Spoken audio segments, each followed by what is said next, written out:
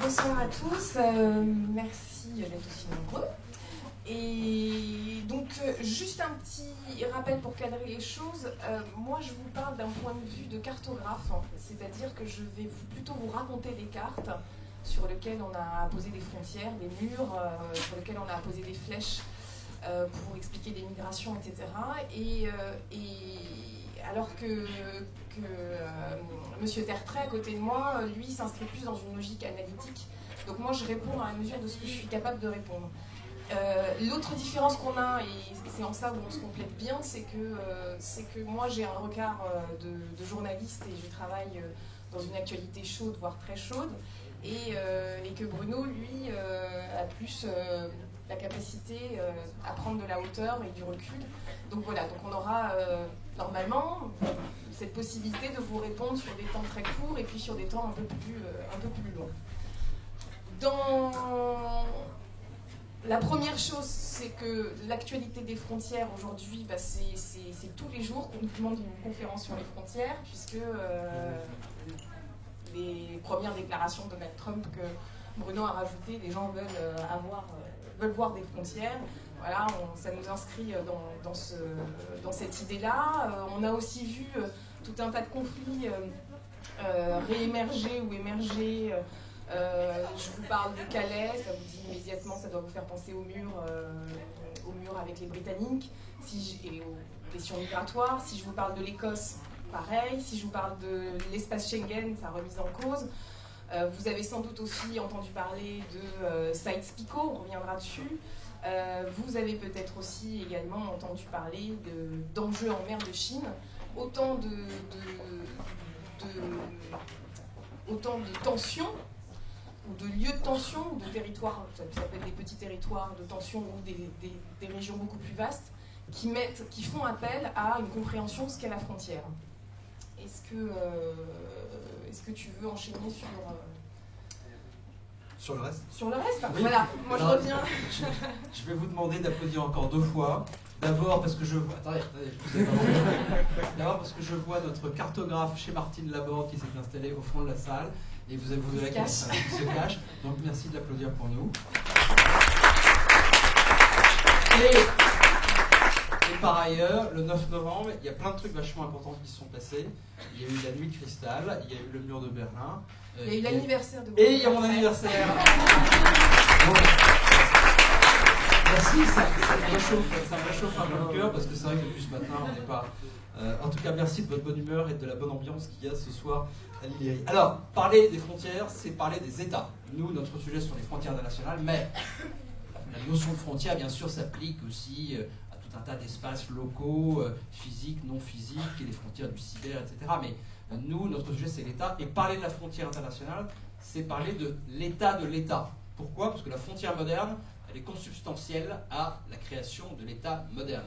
La frontière d'il y a 3 siècles, il y a 5 siècles ou 10, c'était pas du tout la même chose. Aujourd'hui, une frontière, pour faire simple, c'est une ligne qui divise des espaces de souveraineté entre États. Donc parler de l'avenir des frontières, c'est aussi parler de l'avenir de l'État. Je ne vous apprendrai rien en vous disant qu'il y a aujourd'hui 2 grandes forces qui s'opposent. Pour faire simple, celle qui souhaite l'ouverture, l'effacement ou le dépassement des frontières, et de l'autre côté, les forces qui poussent dans le sens de la fermeture, la consolidation ou la sécurisation des frontières. Ce n'est pas forcément la même chose. Une frontière physiquement fermée n'est pas nécessairement une frontière légalement fermée. Ce n'est pas parce que vous construisez une barrière que plus personne ne peut passer. Il y a des frontières qui ne sont pas bien délimitées mais qui sont fermées, et il y a des frontières très bien délimitées mais qui sont ouvertes. Donc on va voir que cette distinction entre ces grands types de forces dont on va parler, elle est plus complexe qu'elle en a l'air. Je te passe la parole pour le naturel artificiel. Peut-être qu'avant de brasser les enjeux, on peut rappeler ensemble ce que c'est qu'une frontière. Donc Bruno disait à l'instant que c'est une délimitation géographique entre 2 États, 2 peuples qui décident à un moment donné, soit par un rapport de force, soit autre, d'inscrire leurs limites sur un territoire. On a souvent à l'esprit on parle souvent de frontières physiques et de frontières politiques. Ou plutôt, non, pardon, on parle souvent de frontières physiques et de frontières artificielles, dites artificielles. Vous savez, les frontières physiques, c'est celles qui suivent les fleuves, qui sont douces et belles et qui accompagnent bien les États et qui sont donc mieux inscrites sur un territoire, mieux adaptées à l'homme. Et puis il y aurait les frontières artificielles qui sont découpées un peu sur un plan de table, et puis on voit ça du ciel, et c'est typiquement soit la frontière des États américains, soit la frontière de ce qu'on trouve en particulier en Afrique, dans le Sahara. Et on aurait tendance à dire que ces frontières-là sont des frontières qui sont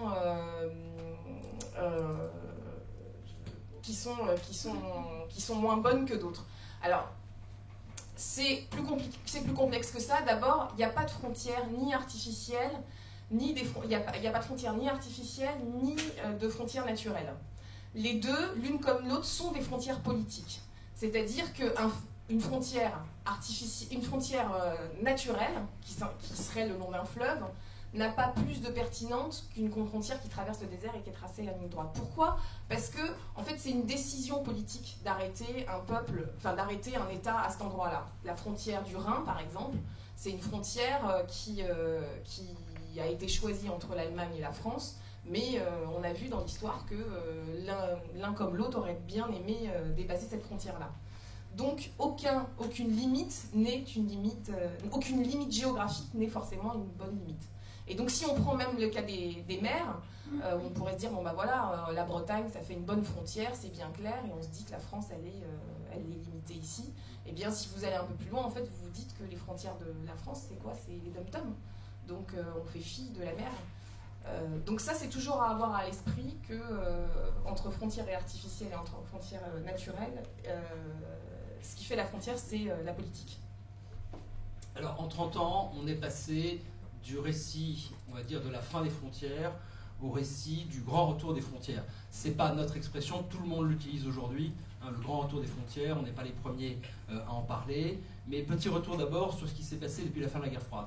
Pour nous, il y a eu, en schématisant, 5 changements. Premier changement, la prolifération des frontières. Le nombre d'États, en 1986, il y avait 159 États membres des Nations Unies. En 2016, il y en a 193. Ça veut dire que, en gros, mais ça vous le savez peut-être tous déjà, le nombre d'États a quadruplé depuis 1945. Hein. En tout cas, le nombre d'États membres des États-Unis, des Nations Unies.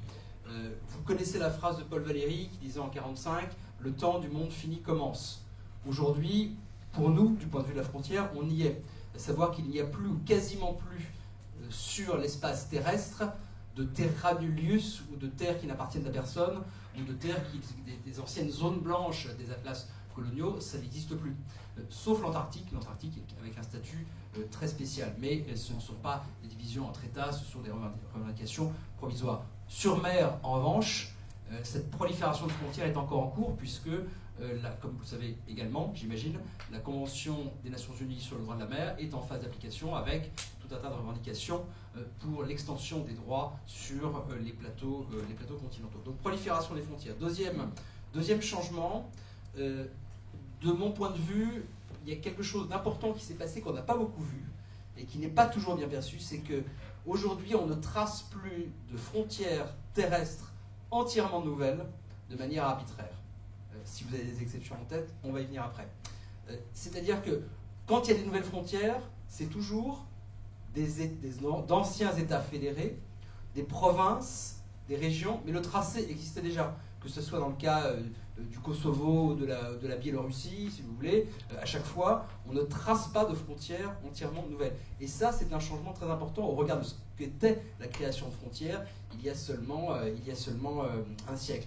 Il y a un principe de droit international, là encore, pardon si vous le connaissez, mais c'est peut-être pas le cas de tous, uti possidetis juris, ce que vous avez, vous le posséderez, et en gros, c'est ce principe-là qui a gouverné à peu près tous les règlements pacifiques des différents frontaliers depuis une trentaine d'années, de même que depuis le milieu des années 70, ça ne se fait plus d'annexer un territoire par la force. Ça se faisait encore jusqu'au milieu des années 70, mais aujourd'hui, quand on le fait, comme l'Irak, par exemple, qui a annexé le Koweït en 1991, comme la Russie, qui, après un référendum douteux, a annexé la Crimée, ou comme Israël qui, par exemple, a dit le Golan, désormais c'est à moi, ça suscite au minimum une condamnation politique et au maximum une intervention militaire. Donc il y a quand même un tabou aujourd'hui sur l'annexion par la force et donc sur la création de nouvelles frontières ex nihilo, uniquement par la force. Troisième tendance depuis 30 ans,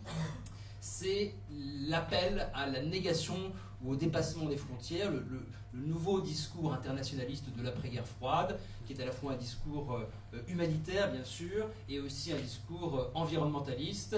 Vous vous souvenez de la citation que d'ailleurs aucune autorité gouvernementale française n'a prononcée, mais en tout cas la citation est célèbre, le nuage de Tchernobyl et la frontière française. Bon, j'utilise ça comme exemple de prise de conscience des dangers réels ou supposés liés aux catastrophes environnementales qui, par définition, n'ont pas de frontières. Quatrième tendance, la mondialisation, ce qu'il est convenu d'appeler la mondialisation, la période de l'après-guerre froide, qui va lancer à la fois le renouveau de la liberté de circulation, bien sûr, avec la disparition du bloc de l'Est, mais aussi le lancement des grandes négociations sur le commerce international. L'après-guerre froide, ce qu'on a appelé la mondialisation, c'est une grande période d'ouverture des frontières, y compris bien sûr en Europe. On reparlera de Schengen tout à l'heure, qui est un exemple assez unique au monde. Et d'ailleurs, c'est peut-être le moment d'en parler, image à l'appui. Je vais juste me faire parce que c'est plus facile pour moi. Là, ce qu'on a essayé de montrer, on fait une petite aparté à classe de ce qu'on a essayé de représenter. On essayait de montrer ici l'espace Schengen, que vous voyez là, avec les pays européens, avec le souvenir, enfin, c'est un rappel, qu'on peut être dans l'espace Schengen et ne pas faire partie de l'Union européenne, et on peut être dans l'Union européenne et ne pas faire partie de l'espace Schengen. Dans ce cas de figure, donc là, on a choisi de représenter sur cette carte en bleu l'espace Schengen, et si vous pouvez voir, on n'a pas représenté les frontières. C'est-à-dire que c'était notre idée en tant que géographe de se dire, tiens, comment est-ce qu'on fait pour représenter sur une carte un espace de libre circulation, mais qui n'est pas simplement qu'un cercle ou qu'une couleur. Donc on a choisi de mettre toutes les routes et les autoroutes pour exprimer cette libre circulation, de le mettre en bleu parce que c'était la couleur européenne. Et puis, par-dessus, on a cherché à montrer aussi quels étaient les espaces que c'était un espace de libre-échange, mais que c'était aussi un espace de repli, et on a affiché ici tous les murs. Donc les derniers étant les murs Autriche-Hongrie, le renforcement de celui qui se trouve à Calais, qui est construit par les Britanniques du côté français, et puis celui également Bulgarie. Ceux-là, vous devez peut-être les connaître, c'est Ceuta et Melilla, c'est ces deux espaces européens qui se trouvent, enfin ces deux territoires européens, c'est-à-dire Ceuta et Melilla qui dépendent de l'Espagne, et qui sont également des murs construits par les Européens. Et puis par-dessus, on a rajouté les zones de tension, à savoir l'Ukraine, la Turquie, Libye, Égypte, et puis un bout de Mali, et montrer les flux migratoires avec trois principales portes d'entrée, c'est-à-dire la porte d'entrée de Ceuta et Melilla, la porte d'entrée de ce qu'on appelle la Méditerranée centrale, en fait, qui correspond au passage vers Lampedusa, l'île de Lampedusa, et puis le troisième gros passage, c'est la Grèce. Ces trois passages-là ont varié au fil des ans. Si on avait fait cette carte-là en 2000, eh bien, vous auriez eu un cercle beaucoup plus impressionnant ici et puis beaucoup plus petit ici. Et là, c'est la représentation de ce qui se passe à peu près en juin, voilà, autour de la question migratoire européenne. Tu veux rajouter quelque chose ? Les limites de l'Europe ? Quand je vous parlais tout à l'heure justement, en vous disant est-ce que les limites, la mer peut être une limite géographique et donc une limite politique ? Eh bien non, là on avait choisi de cartographier tous les territoires qui en fait ultramarins qui font partie de l'Union européenne. Donc toutes les petites pastilles qui sont plus foncées, en fait c'est l'Europe. C'est l'Union européenne plus précisément. C'est pas l'Europe, c'est l'Union européenne. Je suis fatiguée là. Et enfin, sur cette carte-là, pareil, dans cette même idée de qu'est-ce que c'est que l'Union européenne, on a choisi de cartographier toutes les représentations, donc à la fois les représentations politiques de ce qu'est l'Union européenne. Est-ce que c'est l'espace Schengen? Est-ce que c'est l'Union européenne? Est-ce que c'est la Commission, le Conseil, merci? Ou est-ce que c'est des limites géographiques qui peuvent être une plaque tectonique des plaques? Est-ce que c'est le détroit du Bosphore? Est-ce que c'est le détroit de Gibraltar? Est-ce que c'est l'Oural? Voilà, en tout cas, donc, sur cette page-là, on a représenté quelles peuvent être les différentes limites frontières de l'Union européenne, enfin de l'Europe. Et dans le même temps, on montre que voilà, ça ne sont que des décisions politiques. Puisque, si vous regardez, l'Oural, c'est quand même pas une frontière très difficile à franchir. Oui, l'Oural, c'est une pure convention qui a été adoptée au temps des tsars pour des raisons qui ne vont pas de soi, puisqu'il s'agissait simplement de dire voilà où s'arrête l'Europe. Alors, je continue dans mon avancée vers aujourd'hui. Aujourd'hui, 3 nouvelles tendances à l'œuvre sur les frontières.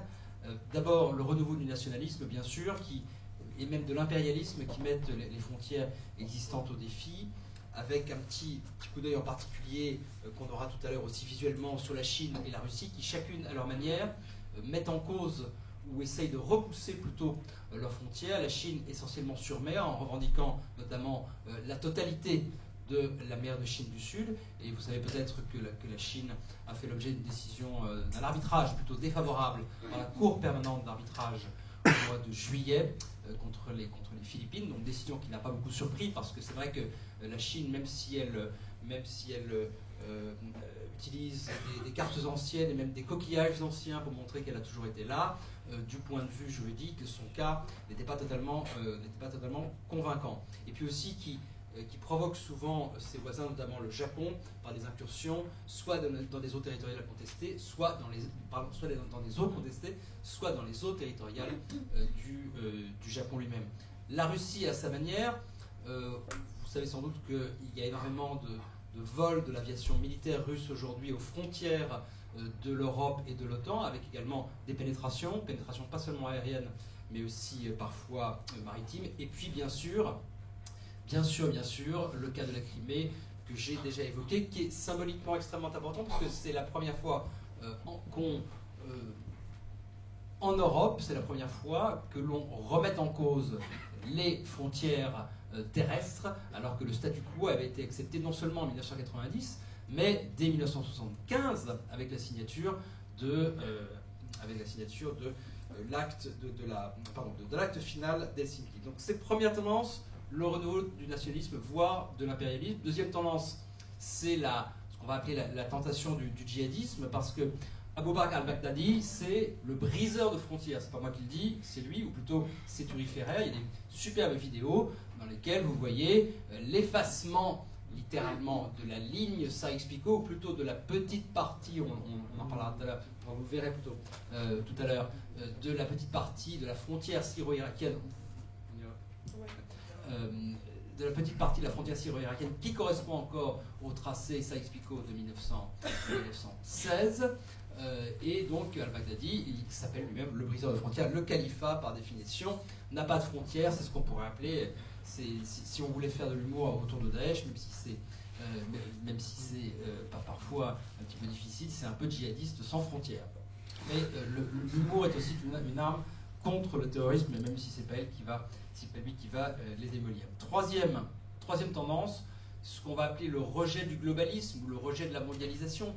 C'est une sorte de contre-coup de la mondialisation, et on en voit évidemment une réplique extrêmement forte cette nuit aux États-Unis, avec plusieurs causes. Bien sûr, l'augmentation des trafics, celui naturellement des flux migratoires, la montée du terrorisme djihadiste, bien sûr, et puis il y a un phénomène spécifiquement européen, de même qu'il y a un espace de libre circulation spécifiquement européen qui est Schengen, il y a aussi une dimension spécifiquement européenne dans ce contre-coup, ce retour de bâton de la mondialisation, qui est bien sûr la crise de l'euro, qui accroît la pression en faveur du retour des souverainetés nationales.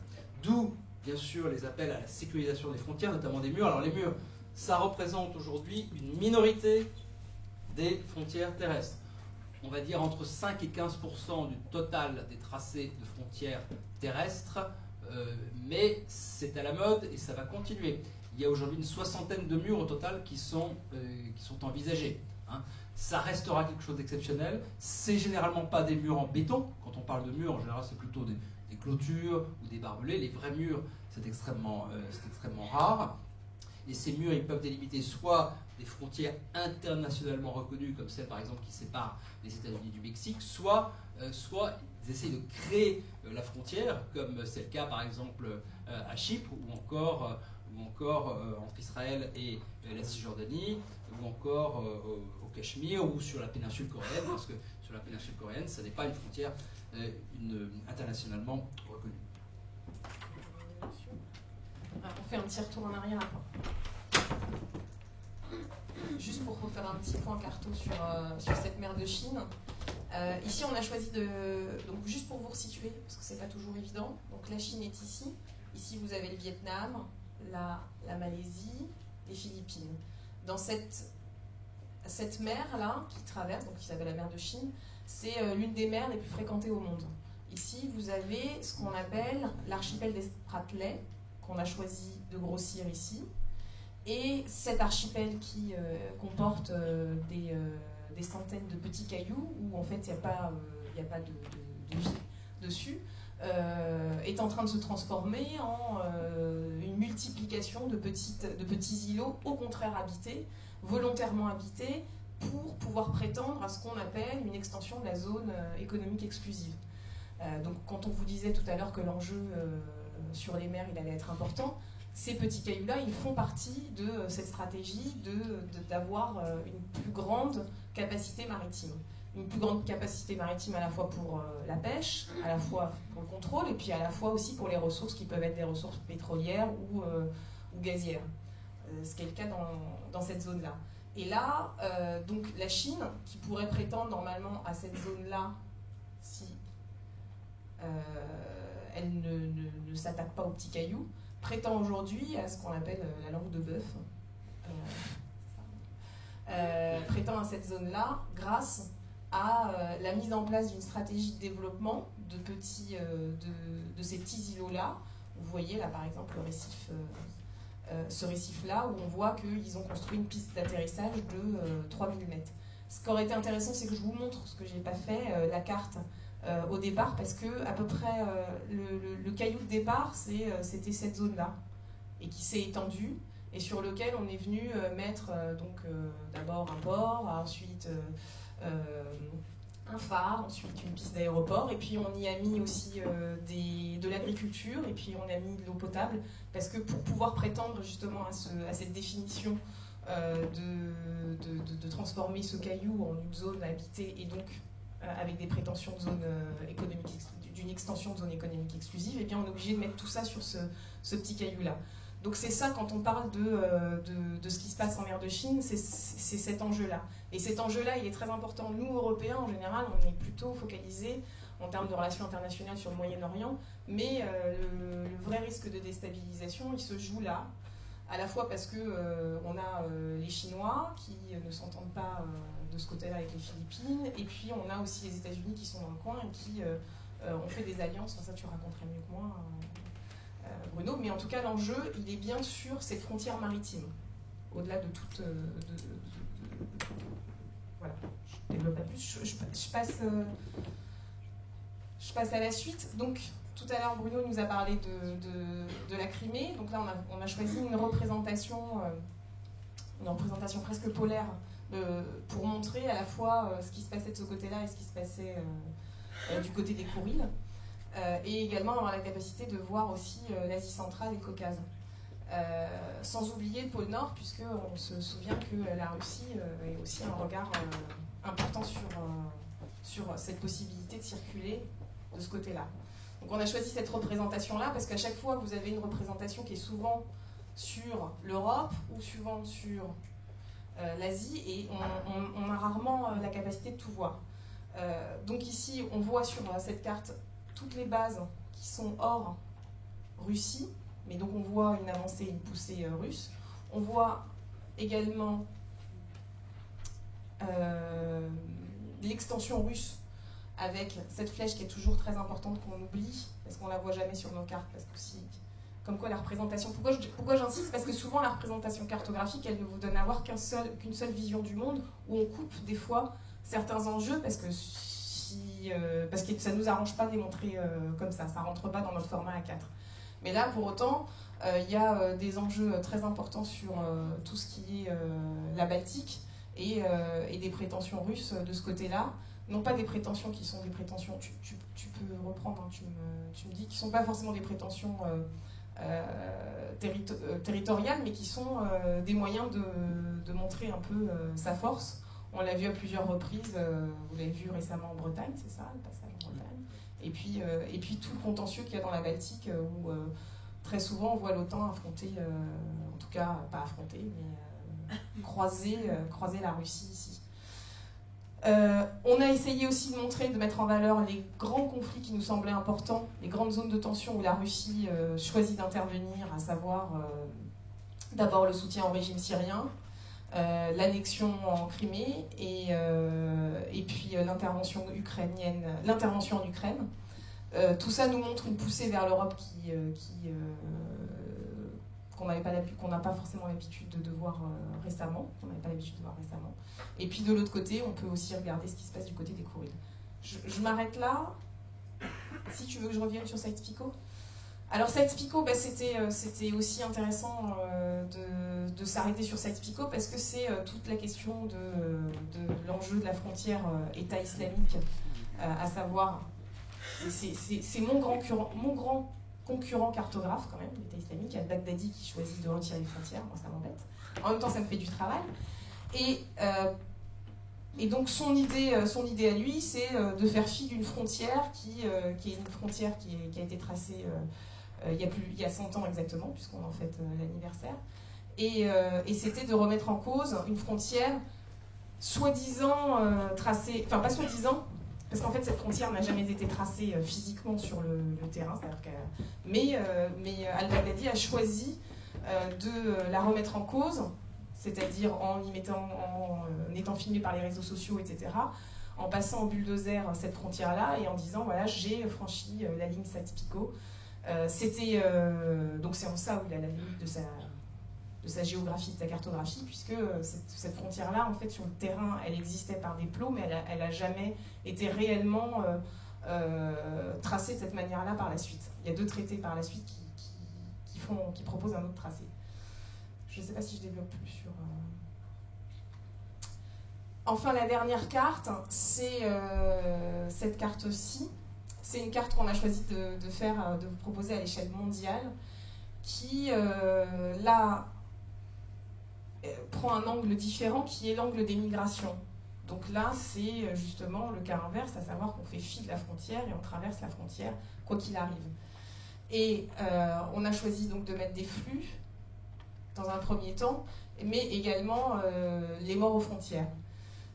Donc tous les cercles, toutes les flèches représentent le départ des populations et tous les cercles représentent les morts. Si on va plus loin dans le détail, enfin, pas dans le détail, j'ai du mal ce soir, je suis vraiment désolée, je lutte un peu contre moi-même. Si on se concentre sur la Méditerranée, on a revu, vous vous souvenez, les 3 points, les 3 grandes zones d'entrée, on les retrouve avec les flèches et puis également avec la concentration de morts aux frontières. Ce qui nous intéressait en dézoomant, c'était de vous montrer qu'en fait, il y a 3 grandes zones régionales de migration. C'est-à-dire qu'aujourd'hui, quand on parle de migration, on a à l'esprit que les migrants viennent tous en Europe. Eh ben, c'est pas tout à fait comme ça que ça se passe à l'échelle mondiale. C'est-à-dire qu'en fait, les migrants, ils viennent des continents où ils sont sur le même continent. Et donc, ils partent d'un pays qui est assez proche pour aller vers un pays riche et démocratique qui est à proximité. Donc, vous avez une grande zone régionale qui sont... de l'Amérique centrale à l'Amérique aux États-Unis. C'est pas du tout forcément que le Mexique qui vient.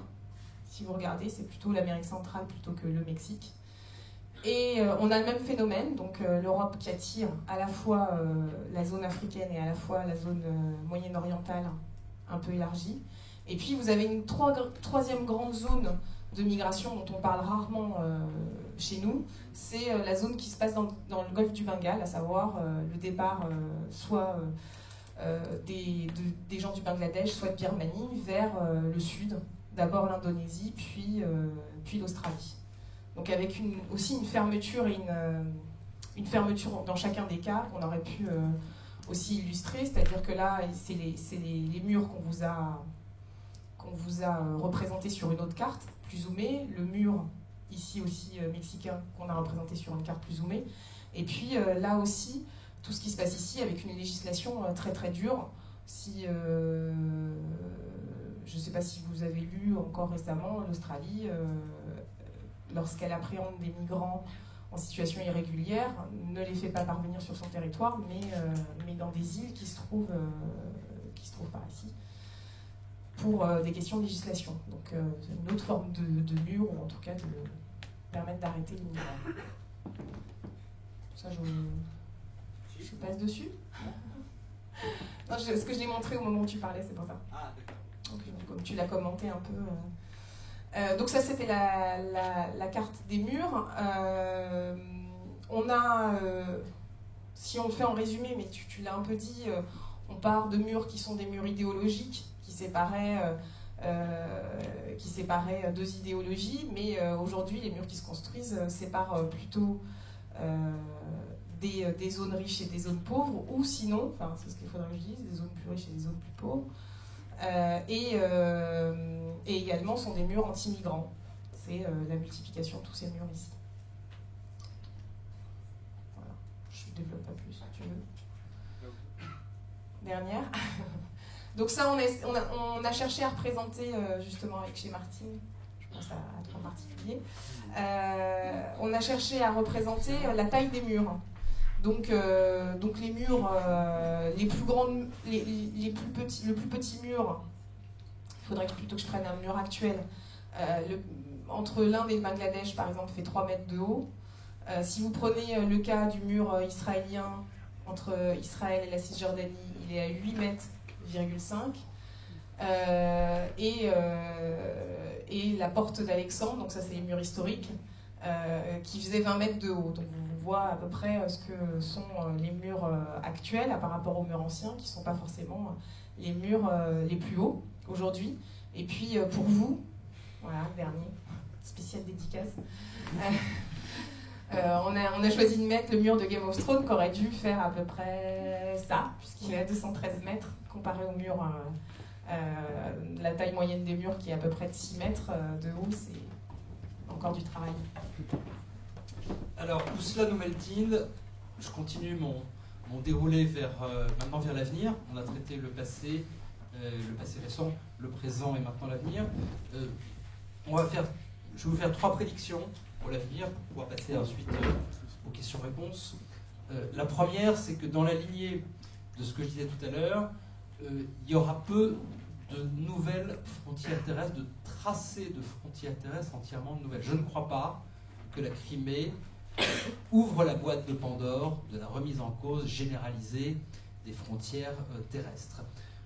Parce qu'il y a encore ce tabou, en tout cas cette stigmatisation sur la remise en cause par la force des frontières.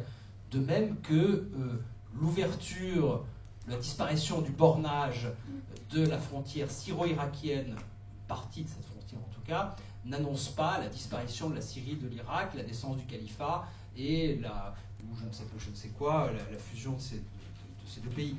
Les États sont plus résilients qu'ils en ont l'air. Hein.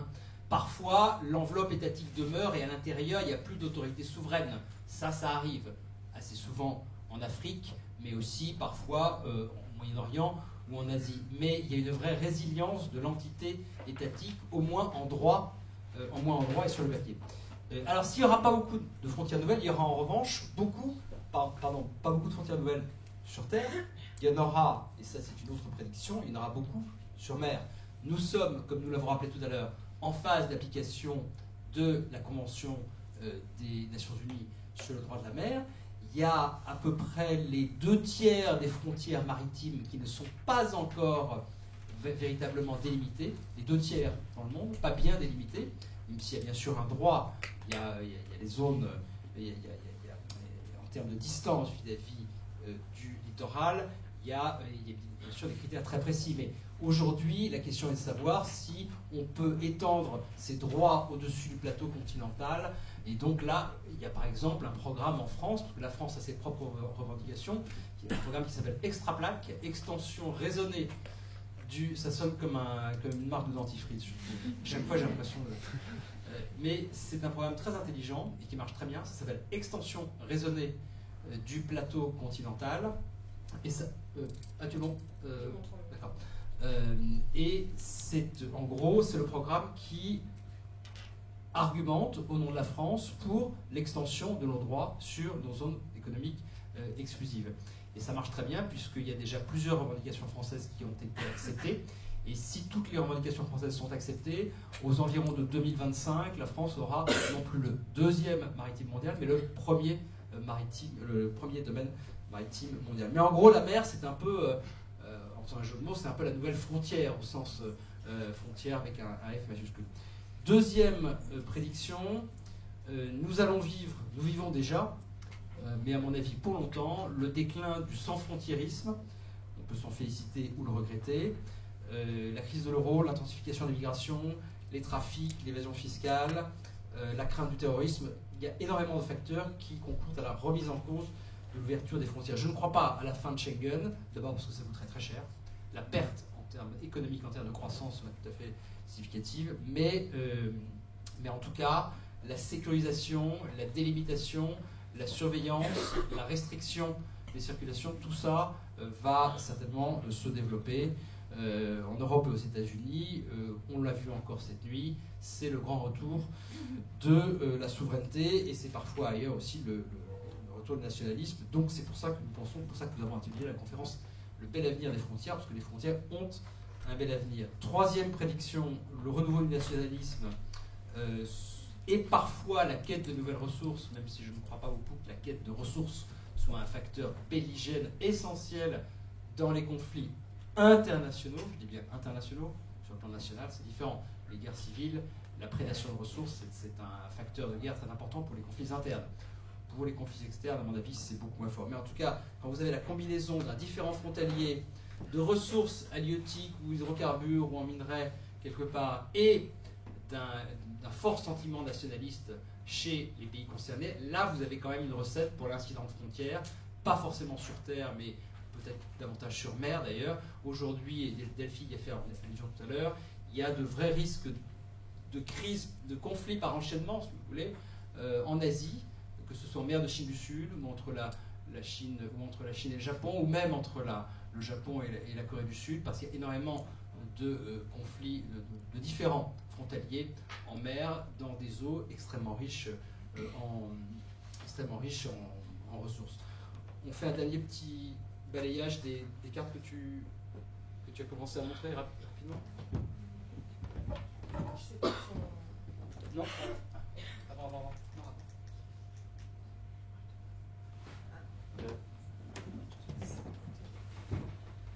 Ici, on a représenté sur cette carte-là, c'était ça que tu voulais que on a représenté, on a cherché à voir de manière...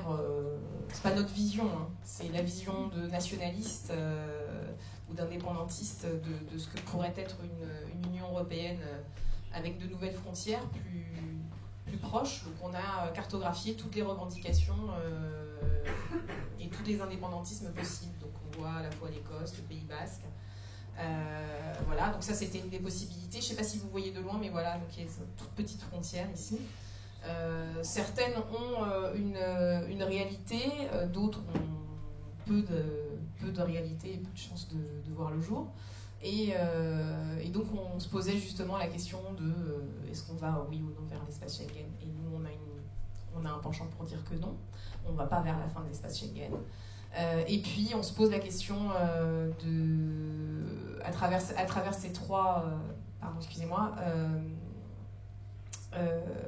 On se posait la question de est-ce qu'on va vers un renforcement de l'Union à 6 et puis quid d'un royaume désuni, avec un royaume qui serait avec un côté Angleterre, un côté Écosse, et une Irlande du Nord qui également trouverait une forme d'indépendance. Donc ça, évidemment, c'est de la prospective totalement discutable.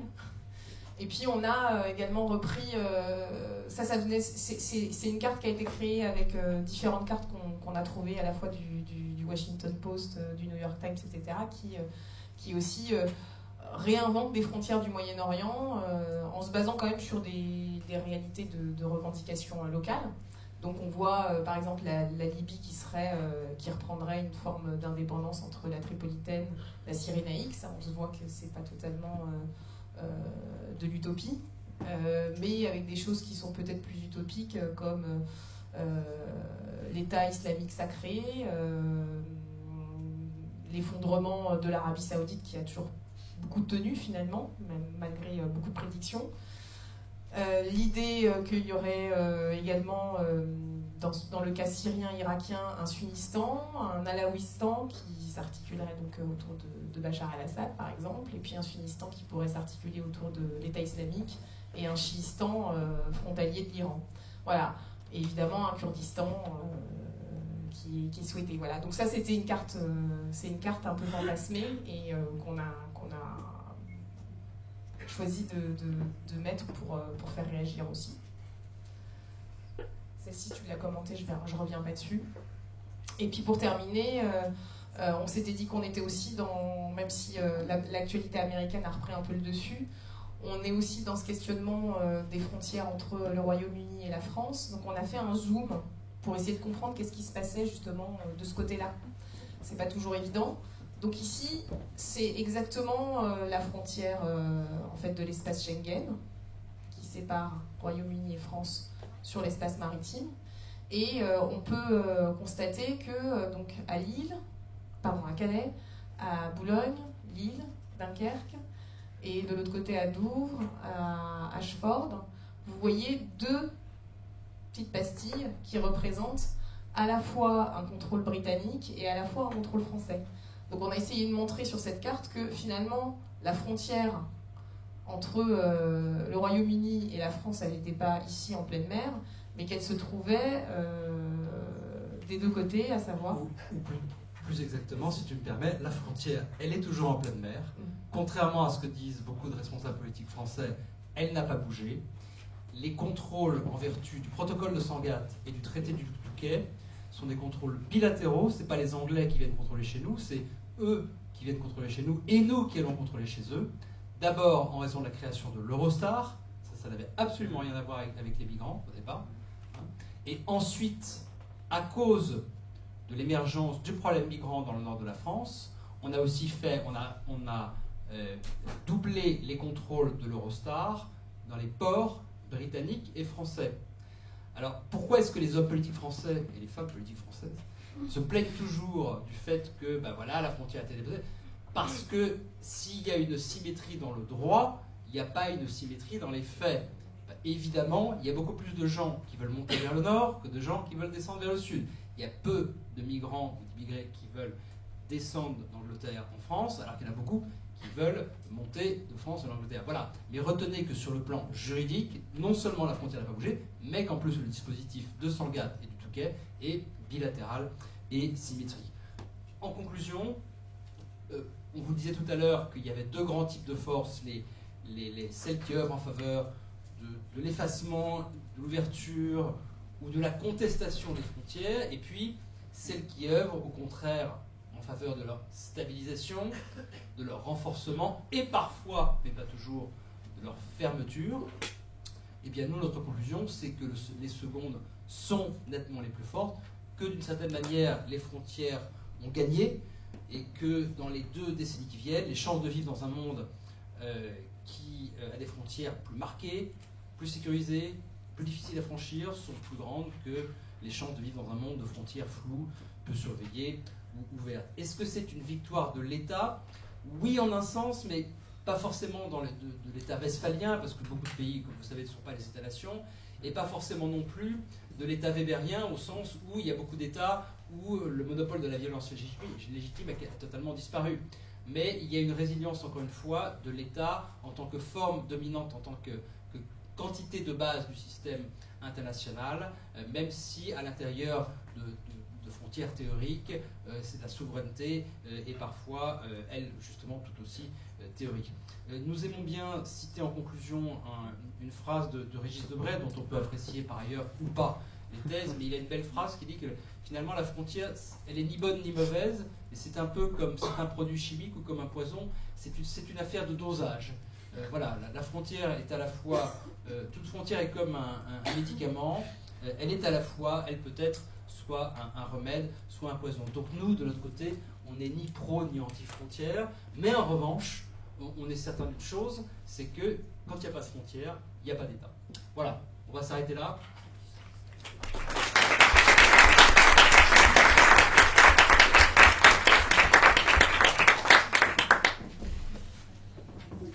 Prends votre micro, je pense qu'il va y avoir beaucoup de questions. Faites passer.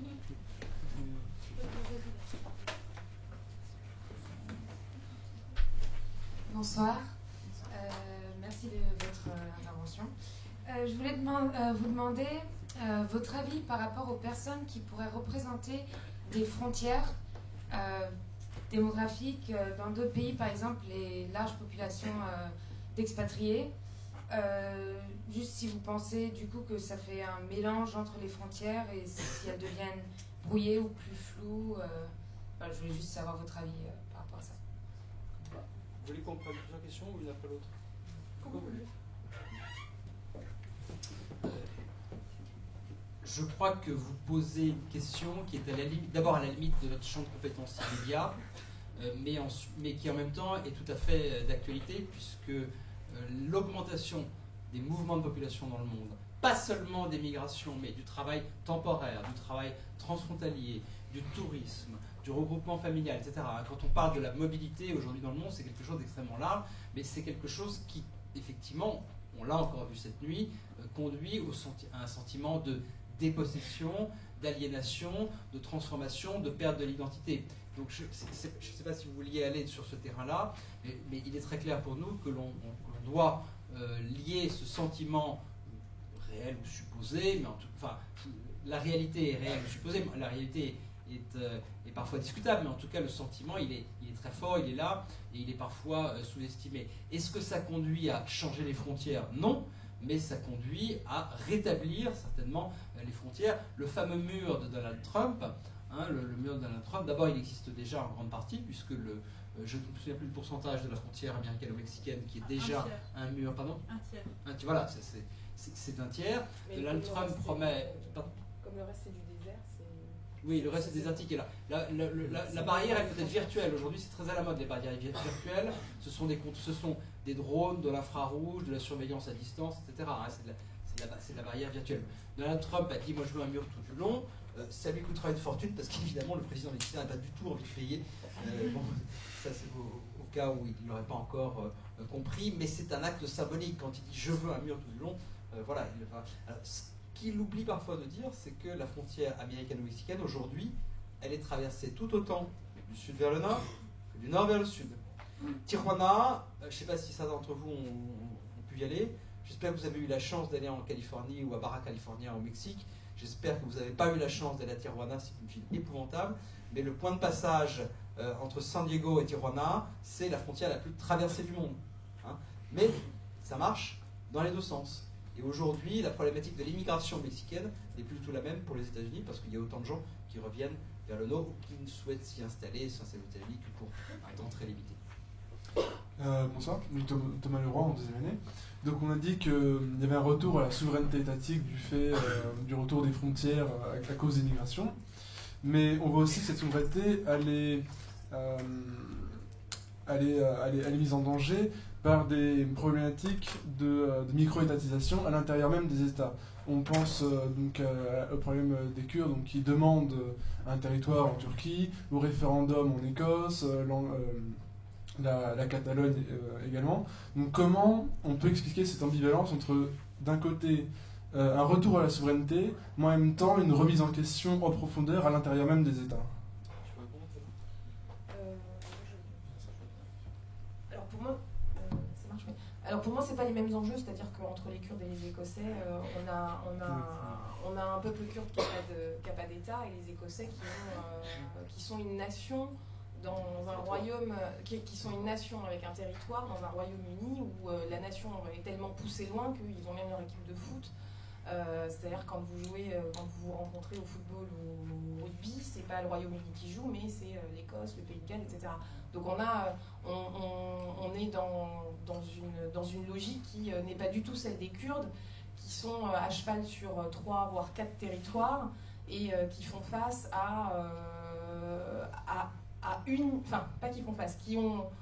on imagine que tous les Kurdes rêvent d'un grand Kurdistan, ce qui n'est pas tout à fait vrai dans les faits. Si vous prenez les Kurdes de Syrie, ils veulent une autonomie au sein de la Syrie. Ils ne veulent pas une indépendance au sein de la Syrie. En tout cas, c'est pas ce qu'ils ont négocié. C'est pas ce qu'ils avaient négocié au début du conflit.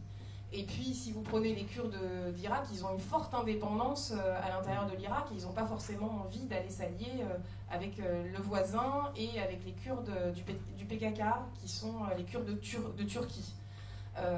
D'abord, on parle d'un grand Kurdistan comme s'il y avait une seule langue, une seule façon de croire, et c'est pas le cas.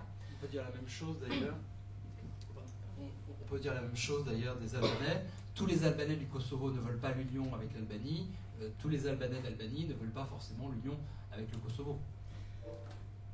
Donc ça c'est un point qui me semble très important. C'est-à-dire qu'on a l'image d'Épinal d'un grand Kurdistan qui serait possible, où ils auraient été dépossédés de leurs terres et qu'aujourd'hui, grâce entre autres à ce conflit-là, on pourrait voir émerger un Kurdistan. C'est pas du tout le cas, c'est pas du tout vers ça qu'on va. Et d'abord parce qu'il y a une volonté de politique de puissance extérieure qui ne veut pas ça, en particulier la Turquie, mais aussi parce qu'à l'intérieur même des mouvements kurdes, on a cet enjeu-là. Donc ça, c'est un des phénomènes qui fait que, en fait, la question des frontières, du repli ou d'essayer de décalquer l'ethnie sur l'État comme étant une bonne chose, c'est une façon de voir la frontière. Et ça, c'est très important parce qu'on aurait aujourd'hui l'idée que des conflits s'arrêteraient parce qu'on aurait bien tracé la frontière autour d'un peuple. Donc ça veut dire qu'on a une vision très ethnicisée de la frontière. Est-ce que, par exemple, si on prend le cas des pays arabes aujourd'hui, est-ce qu'on imagine qu'un Algérien berbère et un Algérien arabe, eux, souhaiteraient qu'on fasse fi de l'Algérie et qu'on passe en numéro 1 dans sa représentation de ce qu'il est, le fait d'être berbère. Donc ça voudrait dire qu'on aurait un espèce de grand berbéristan qui regrouperait les berbères de Tunisie, d'Algérie et du Maroc, et puis idem pour les Arabes. Ben non, la première identité d'un Algérien, qu'il soit arabe ou qu'il soit berbère, c'est d'abord de revendiquer qu'il est algérien. Donc c'est en ça que les États aujourd'hui ont dépassé pour une grande partie la question de... Pareil pour les Égyptiens, il y a une conscience nationale égyptienne très forte. Donc ça, je crois que c'est une vision qu'on essaie de se raconter, qui serait que si on avait fait les bonnes frontières, il n'y aurait pas de conflit. Bah ce serait chouette, mais c'est pas comme ça, c'est pas du tout aussi simple que ça. Je sais pas si j'ai répondu. Bonsoir, donc vous avez parlé des frontières terrestres, des frontières maritimes. Je voulais en savoir un peu plus par rapport aux frontières de l'espace, s'il y en a, et sinon si pour l'avenir il peut y avoir une sorte de délimitation au niveau de l'espace. La réponse est assez simple. Au-dessus des frontières nationales, vous êtes dans l'espace aérien national, donc comme si vous étiez sur le territoire national. Pardon ? J'y arrive, mademoiselle, j'y arrive. Soyez pas impatiente. J'élargis à l'espace aérien pour arriver à l'espace extra-atmosphérique. J'en profite pour faire une autre digression et pour dire que non, c'est pas du tout aussi simple que de dire, quand on dit par exemple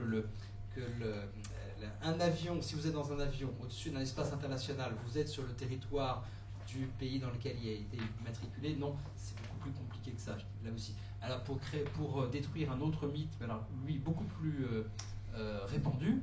Lorsque vous allez à l'ambassade de l'Albanie, par exemple, je ne sais pas pourquoi je parle de l'Albanie aujourd'hui, si vous allez à l'ambassade d'Albanie pour demander un visa pour l'Albanie, vous n'êtes pas en territoire albanais, vous êtes toujours en territoire français. Il y a un privilège d'extraterritorialité, c'est-à-dire que la police française n'a pas le droit de pénétrer comme ça dans l'ambassade. Mais, pour faire simple, mais vous êtes toujours en territoire français à l'ambassade d'Albanie à Paris, et pareil pour toutes les ambassades au monde. J'en arrive à la réponse à votre question. Il n'y a pas de délimitation juridique entre l'espace aérien et l'espace extra-atmosphérique. La convention, c'est d'utiliser la ligne Kármán, qui est à 100 km de hauteur, 100 km d'altitude, pardon. Bon. Mais il n'y a pas de convention. C'est pas au-dessus du territoire national, vous êtes dans l'espace aérien national. Jusqu'où exactement, ça n'est pas juridiquement délimité, même si la convention, c'est de dire que c'est la ligne Kármán. Bonsoir. Alors, vous avez parlé tout à l'heure des frontières maritimes et plus brièvement des ressources maritimes. Donc moi, justement, je voulais vous poser la question de la cartographie des fonds marins. Donc, en termes de contenu, de forme, qu'est-ce qu'on a aujourd'hui, qu'est-ce qui nous manque? Et deuxièmement, sur la législation en fonction des fonds marins. Qui a des droits sur quels fonds marins, en fonction de quoi? Est-ce que c'est en fonction du plateau continental, de la ZEE ou des eaux territoriales?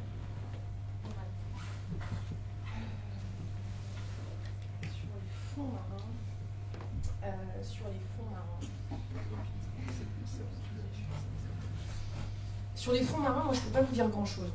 Je vais être simple. Sur notre capacité à les cartographier ici, on est capable d'avoir à peu près la hauteur des fonds marins. Aujourd'hui, on a à disposition on a une disposition la cartographie des fonds marins, à peu près. Pour en faire quoi pour l'instant, c'est toujours sur la question des frontières. Ce qui est intéressant, je pense que c'est d'abord de comprendre ça, ce que ça signifie en fait, la réglementation sur les fonds, sur la réglementation de la souveraineté maritime. Si vous regardez, ce que ça signifie la ZEE, donc la zone économique exclusive, c'est celle-ci. Le droit du pays en question, sur cette zone-là, il s'applique à la fois à la surface de la mer et à la fois sur le fond de la mer. Quand vous vous éloignez, cette réglementation, elle ne s'applique plus à l'intérieur de la mer. Ça veut dire que si vous pouvez pêcher là, mais vous ne pouvez plus pêcher là. Par contre, la réglementation, elle vous permet d'aller un peu plus loin dans la négociation et d'aller plus profondément, et ça dépend du pays. C'est-à-dire que le sous-sol dépend du pays, mais le fond, la mer en haute mer ne dépend plus du pays, et là, vous pouvez pêcher ici. Je ne sais pas si je suis claire. Je ne sais pas si je suis très claire. En tout cas, c'est tout ce que je peux vous dire là-dessus, parce que je ne suis pas du tout bonne sur les fonds marins. Voilà, en toute honnêteté. Bonjour, je m'appelle Ismaël Gomala, je suis en B1. J'aurais voulu savoir... B2, oula, pardon. La fatigue. Vous avez pas énormément parlé du réchauffement climatique et de l'impact que ça pourrait avoir sur la disparition de certains États, surtout en Mélanésie. Et j'aurais voulu savoir si justement la disparition de ces petits États pourrait pas entraîner d'énormes tensions au niveau surtout de l'Asie du Sud-Est, au vu de l'arrivée de beaucoup de personnes et de... Oui, vous avez raison, on n'en a pas parlé. L'impact du réchauffement climatique sur les frontières peut passer par les glaciers, par les fleuves ou par l'élévation du niveau de la mer. La réponse est un peu dans votre question. Ce sont des petits États avec des toutes petites populations. Donc ça crée d'énormes tensions? Non. Mais alors surtout, lorsque vous creusez un petit peu le sujet, vous vous rendez compte que d'abord, les îlots de l'océan Indien, par exemple, qui sont les plus actifs souvent dans les conférences internationales comme les Maldives, le niveau de la mer n'est pas en augmentation pour l'instant, en tout cas de manière extrêmement faible. Les Maldives, aujourd'hui, alors dans 100 ans, j'en sais rien, ne sont pas parmi les plus menacés dans les îles. Bon. Alors, deuxièmement, et surtout, c'est plus important, quand on parle du niveau de la mer, il y a souvent une confusion dans le débat politique, et même parfois scientifique, entre l'élévation du niveau de la mer et l'abaissement du niveau de la Terre. Je m'explique. Il y a des phénomènes qui font que la mer monte, et en fait, c'est pas la mer qui monte, c'est la Terre qui baisse. Par exemple, quand on détruit, comme ça s'est beaucoup fait en Asie, notamment au Bangladesh, quand on détruit les forêts de mangrove, quand l'homme détruit les forêts de mangrove, et pas les méchants industriels, les gentils agriculteurs, hein, eh bien, la mer va monter. Donc ça, c'est une élévation du niveau de la mer qui change la frontière, très lentement, mais qui n'est pas liée au réchauffement climatique. Deuxième phénomène, la subsidence. La subsidence, c'est quand vous avez, bon, en gros, c'est l'enfoncement des atolls volcaniques dans le Pacifique, par exemple. Hein. Ça, c'est un phénomène totalement naturel qui n'a rien à voir avec le réchauffement climatique, mais c'est entre guillemets l'élévation du niveau de la mer, sauf que c'est pas la mer qui monte, c'est la terre qui baisse. La subsidence, ça peut aussi arriver sur les côtes, parfois, avec le pompage des nappes phréatiques, avec les travaux de remblai qu'on fait pour créer des ports, etc. Et bien là, ça modifie l'équilibre géophysique de la région, et la mer monte, en fait, c'est la terre qui baisse. Vous voyez ? Je suis en train de vous dire que, pour l'instant, le problème de la disparition d'État n'est pas un problème, peut-être dans 100 ans, mais j'en sais rien, et c'est trop loin pour l'horizon de la prospective, en tout cas pour le mien, en tout cas de la prospective politique. Et que deuxièmement, c'est un problème infiniment plus complexe que le changement climatique, puisqu'il fait intervenir des données agricoles, industrielles, sociologiques, très complexes, qu'on oublie parfois. Donc cette question du niveau de la mer, entre guillemets, surtout n'oubliez pas, si vous devez le traiter dans une perspective politique, faites intervenir toutes les données scientifiques et pas seulement celles du réchauffement climatique. Il y a déjà eu quand même des disparitions d'îlots qui étaient habités et où on a déjà déplacé des populations. C'est le cas de populations qui sont arrivées en Australie. Ça représente 14 000 personnes. Ça doit être absorbable par des États. La question du réchauffement climatique, alors que ce soit l'action de l'homme ou le réchauffement climatique, en tout cas, parce que quand tu parles de l'action sur les mangroves, etc., ça reste une action humaine qui déplace un moment qui a un impact qui peut avoir un impact sur les populations. En tout cas, la question du réchauffement climatique, elle se pose sur les questions de désertification dans les déserts. C'est-à-dire que c'est pas que sur les mers que l'enjeu se pose. Si vous avez des migrants aussi aujourd'hui qui arrivent, par exemple, du lac Tchad, c'est pas forcément le réchauffement climatique. On sait que le lac Tchad, c'est plus compliqué que ça bouge. Mais en tout cas, le fait qu'à un moment donné, on ait des terres qui soient plus arides font qu'il y ait des déplacements de population forts. Et là, c'est pas des petits déplacements de population, c'est des déplacements de population qui sont plus importants.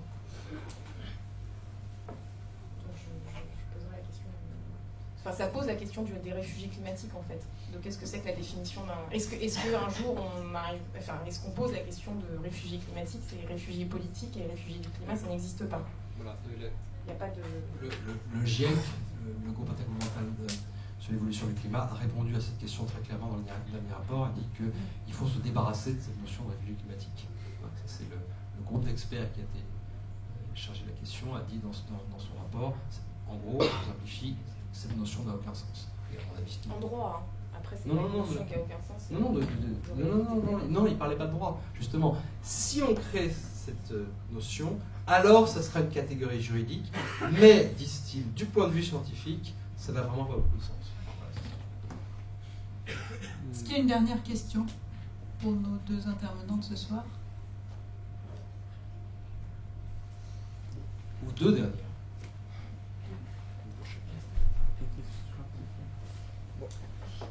Bonjour, moi je voudrais savoir par rapport à l'Antarctique et à les ambitions des pays dans lesquels ils jouent. Par exemple, la Russie ou les États-Unis. Vous pouvez un peu plus parler, s'il vous plaît, de l'Antarctique et des frontières? C'est l'Arctique. Quoi, de l'Arctique, pardon. Ah, ouais. Autant pour moi. Oui, Antarctique c'est scientifique et l'Arctique c'est...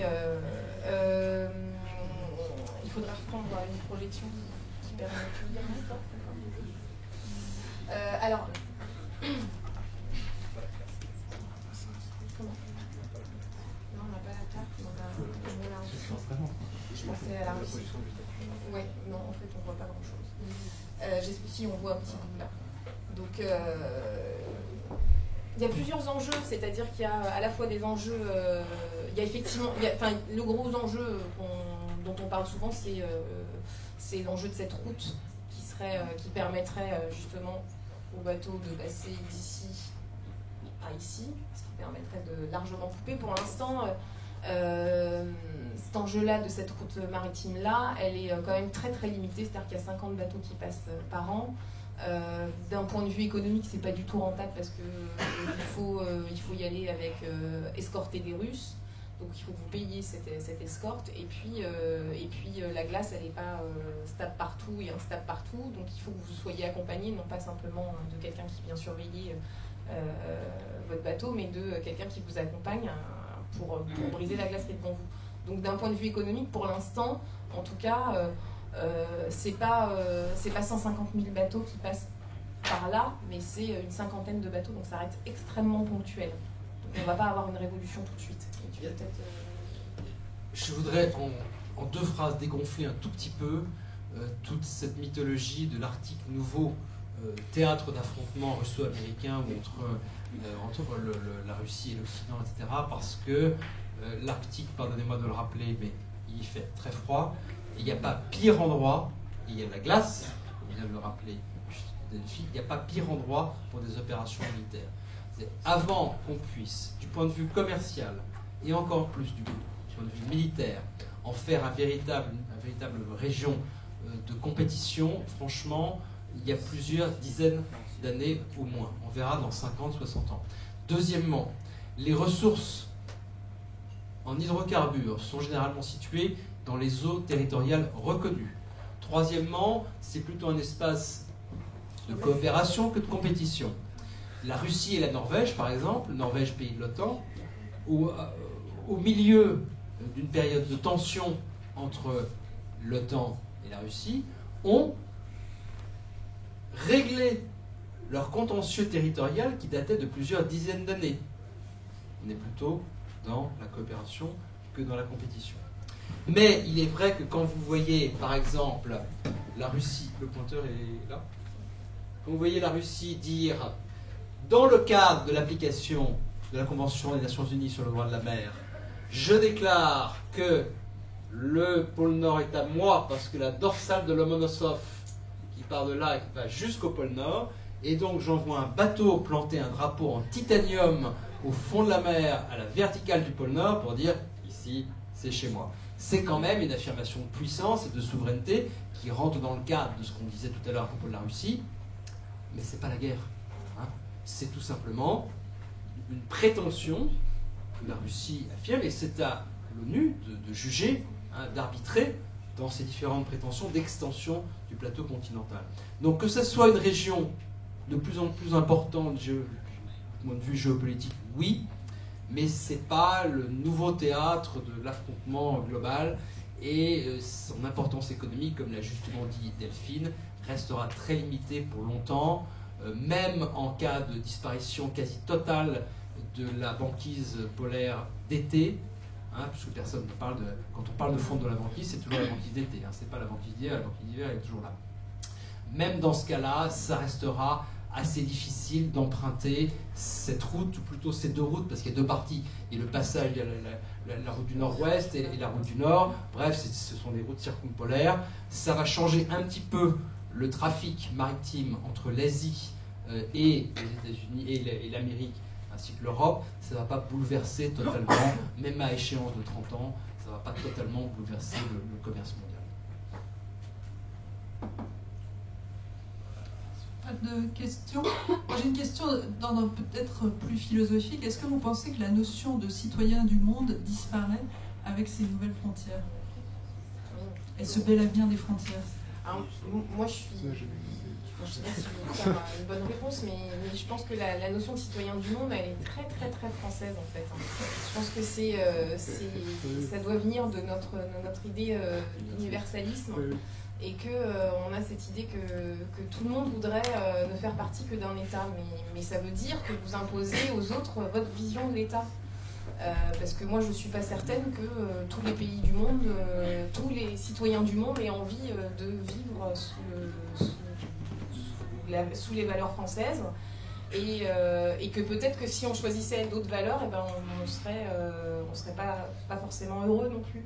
Donc ça je pense que ça fait partie, c'est très ancré chez les Français, c'est un peu comme les frontières naturelles, c'est sans doute parce que les frontières naturelles françaises, elles sont tellement bien marquées entre la mer et la montagne, donc on a inventé aussi cette notion-là. Mais moi je m'arrêterai là, mais toi tu peux peut-être parler du sans frontières. Non, je dirais que je serais un petit peu plus nuancé que toi, ça n'est pas une notion seulement française. C'est vrai que le sans-frontiérisme a été largement, dans sa version moderne, inventé en France, mais c'est quand même une notion qui a du succès sur d'autres continents, et en tout cas dans d'autres espaces, notamment dans le monde occidental. C'est le refus de la frontière, effectivement, c'est le refus d'appartenance, d'ancrage dans un pays, c'est quelque part rompre avec ses racines, ce qui est après tout une ambition qu'on peut tout à fait avoir, c'est un choix personnel. Mais il reste tout de même, d'abord, que cette notion n'a aucun statut juridique, sauf à être apatride. Et quand on est apatride, on n'est pas citoyen du monde, parce qu'on a la vie très difficile. Hein, donc l'apatride, c'est la façon du citoyen du monde. On peut se dire citoyen du monde en disant « je rejette ma nationalité, je rejette mes racines, je n'appartiens à aucun pays ». C'est un choix personnel, et en cela, il n'est pas contestable, mais sur le plan juridique, ça n'existe pas, et je pense que ça n'existera, on ne peut pas dire jamais. En tout cas, là encore, à mon horizon de projection géopolitique des quelques dizaines de prochaines années, ça a aucune chance d'exister. Merci beaucoup. Je voudrais vous remercier tous les deux d'être venus ce soir.